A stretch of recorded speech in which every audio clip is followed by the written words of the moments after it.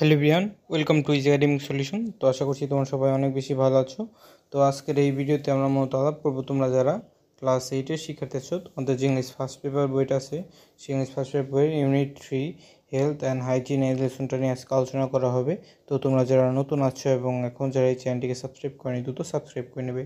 তো দেখো এখানে কী বলা হয়েছে, after we have studied this unit we will be able to learn, অর্থাৎ এই ইউনিটগুলো যে শেষ করার পর আমরা কী কী শিখতে পারবো তাই এখানে বলা আছে, তোমরা একটু পড়ে নেবে। তো দেখো আমরা যদি নিচে যাই, কি আছে আমাদের 20 নাম্বার পেজে তোমাদের বইয়ের লেসন 1 হেলথ। তো এখানে দেখো আমাদের কিছু কিওয়ার্ডস আছে, ডিজিজ এর মানে হচ্ছে রোগ, এসেনশিয়াল গুরুত্বপূর্ণ, কনসেন্ট্রেট মনোযোগ, পজিশন মানে যা কোনো কিছু অধিকারে থাকা। তো দেখো এরপরেতে কী বলা হয়েছে, look at the picture and ask and answer the question, অর্থাৎ ছবিটার দিকে তাকাও, ছবিটা কী দেখতে পাচ্ছি, একজন হাত ধুচ্ছে।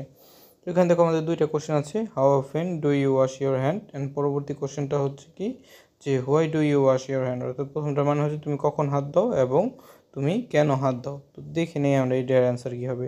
তো ফার্স্ট কোশ্চেনটার যে অ্যান্সার ছিল যে how often do you often your hand, তুমি কখন হাত দাও, তো এটার উত্তর দেখো আমরা কী দিব, I wash my hands regularly, আমি রেগুলার আমার হাত ধুই, স্পেশালি বিফোর ইটিং, খাওয়ার আগে, তারপরে আছে কি after eating the restroom, restroom use করার পর, and after coming into contact with dirty service, এবং বিভিন্ন নোংরা যখন আমার হাতের কাছে আসে তখন। তো দেখো এর পরবর্তীতে আমাদের কী আছে, পরবর্তী কোশ্চেনটা why do you wash hand, তুমি কেন হাত দাও। তো এই কোশ্চেনটার অ্যান্সার আমরা কীভাবে দিতে পারি, I wash my hands to remove dirt, ময়লা দূর করার জন্য, তারপর কি আছে জার্মস অ্যান্ড ব্যাকটেরিয়া, জার্মস এবং ব্যাকটেরিয়া দূর করার জন্য, to prevent illness and maintain good health, যেন আমার যে রোগ বালাই না হয় এবং আমার যেন ভালো স্বাস্থ্য বজায় থাকে। তো দেখো এর পরবর্তীতে আমাদের যে কিছুই ছিল যে মেন টেক্সটে আমরা চলে যাই। দেখো মেন টেক্সটে আমাদের কিছু কোশ্চেন আছে আরও দুইটা, বলা হয়েছে যে read the question and answer. তো দেখো আমাদের টেক্সটটা পড়তে হবে এবং এই দুইটা কোশ্চেন আনসার করতে হবে। প্রথমটা কি আছে, why good health is essential for, আর গুড হেলথ গুরুত্বপূর্ণ কেন, এবং পয়েন্ট আছে হোয়াই ফিজিক্যাল এক্সারসাইজ নেসেসারি, শারীরিক যে ব্যায়ামগুলো গুরুত্বপূর্ণ কেন। তো ফার্স্ট কোশ্চেনটা কি আছে, দেখো এটার অ্যান্সার আমরা কীভাবে দেবো, যে good health is essential because it allow us to lead a happy and focus in our activities, অর্থাৎ গুড হেলথ আমাদেরকে কি হ্যাপি থাকতে এবং আমাদের কাজে ফোকাস করতে সাহায্য করে।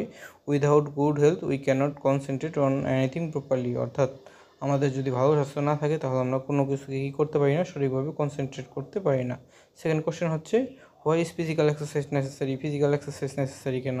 তো এটার আনসার আমরা কীভাবে দেবো, দেখো physical exercise is necessary to keep our bodies fit for work, অর্থাৎ আমাদের বডি ফিট রাখার জন্য, it helps as good health and overall wellbeing, এটা আমাদের শরীরকে ভালো রাখে এবং আমাদের যে পুরাটা যে আছে পুরা যে আমাদের ভালো থাকার এটা গুরুত্বপূর্ণ প্রভাব রাখে। এর পরবর্তী আমরা টেক্সটটা একটু পড়া শুরু করি। দেখো যে health is condition of our body and mind, অর্থাৎ আমাদের মনের এবং শরীরের অবস্থাই হচ্ছে কি হেলথ, ঠিক আছে। তো আমাদের মন ও শরীর কোন অবস্থায় আছে সেটাকেই হেলথ বলা হয়।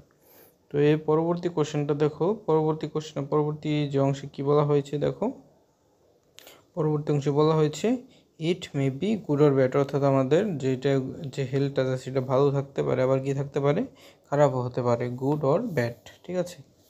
তো দেখো এর পরবর্তীতে আমাদের কী বলা হয়েছে, good health means healthy body free from disease, অর্থাৎ গুড হেলথ বলতে বোঝায় যে একটা শরীর যেখানে কোনো রোগ বালাই থাকবে না। It is essential for everyone to lead a happy life, অর্থাৎ সবার জন্য এটা গুরুত্বপূর্ণ কী করা, একটা হ্যাপি লাইফ লিড করা, এই গুড হেলথটা গুরুত্বপূর্ণ। If we are not in good health we can't concentrate on any activities in our life, অর্থাৎ আমাদের যদি গুড হেলথ বজায় না থাকে আমরা আমাদের কোনো কাজে আমরা ভালোভাবে করতে পারি না। তো দেখো এর পরবর্তীতে কী বলা হয়েছে, a proverb goes that health is wealth, একটা প্রবাদ আছে কি স্বাস্থ্যই সম্পদ। It means health is equally valuable as gold or any other personal position, অর্থাৎ এটা বলতে কী বোঝায়, হেলথ স্বর্ণের মতো অথবা আমাদের যে কোনো পার্সোনাল যে সম্পত্তি আছে তার সেও গুরুত্বপূর্ণ, ঠিক আছে। এর পরবর্তীতে দেখো কী বলা হয়েছে, উই মে হ্যাভ ভাস্ট, হয়তো আমাদের অনেক সম্পদ থাকতে পারে অ্যান্ড প্রপার্টিও থাকতে পারে, but if we are not in good health we can not enjoy them, আমাদের যদি হেলথ যদি ভালো না থাকে তাহলে কিন্তু আমরা কী করতে পারি না, সেগুলো কিন্তু আমরা ঠিকমতো এনজয় করতে পারি না। তো দেখো এর পরবর্তী কী বলা হয়েছে, to keep our self healthy, আমাদেরকে হেলদি রাখার জন্য we have to do certain things, আমাদের কিছু কাজ করতে হয়। We have to take a balance diet, আমাদের যে একটা ডায়েট ফলো করতে হয়। We must exercise regularly to keep our body fit for work, আমাদের রেগুলার এক্সারসাইজ দরকার হয়। এর পরবর্তী কী বলা হয়েছে, there is an old saying, একটা পুরানো একটা প্রবাদ আছে, early to bed and early two rice make a man healthy wealthy and wise, অর্থাৎ যারা সকাল সকাল ঘুমায় এবং সকাল সকাল ওঠে তারা কী হয়, স্বাস্থ্যবান, সম্পদশীল এবং তারা জ্ঞানী হয়। তো দেখো পরবর্তীতে বলা হয়েছে so we should not keep late hours, আমাদের কী করা উচিত নয়, বেশি রাত জেগে ঘুমানো উচিত নয়।